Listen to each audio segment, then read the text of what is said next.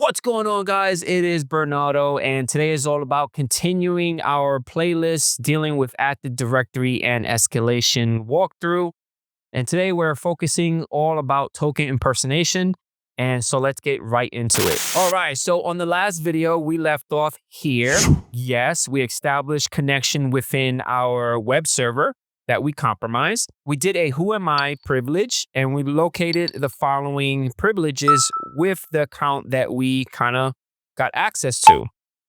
Yes, impersonate a client after authentication enabled. So let's do a little bit more digging with this. I'm going to type in the following command. This is going to allow me to locate the entire directory for the uploads folder to see where it is actually located. So I'm going to hit enter. And there goes the path. So I'm going to do a CD and enter that path, and I'm going to hit enter.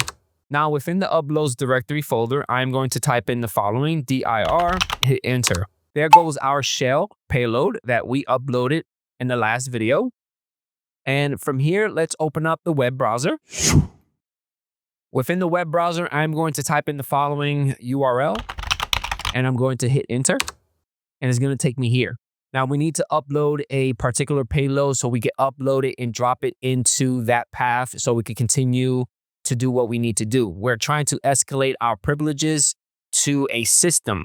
So to do that, let's scroll down within this web page and pick your flavor. For me, I picked the GodPotato net4.exe. So I clicked on that.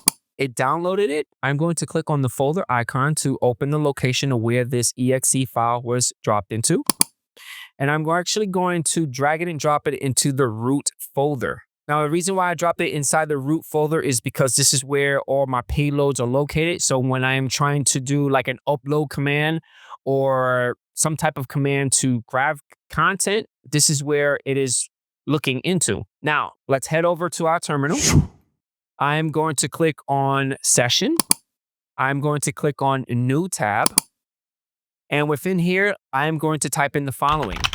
We're going to establish a PHP session and hit enter. Now, let's head over to our Foothold. And I'm going to type in the following command. PowerShell with a parameter of command, IWR, the IP address of my Kali machine, and the exe file. And I'm going to output it into the uploads folder. I'm going to hit enter. Great. Now we head over to the tab where we established our PHP session.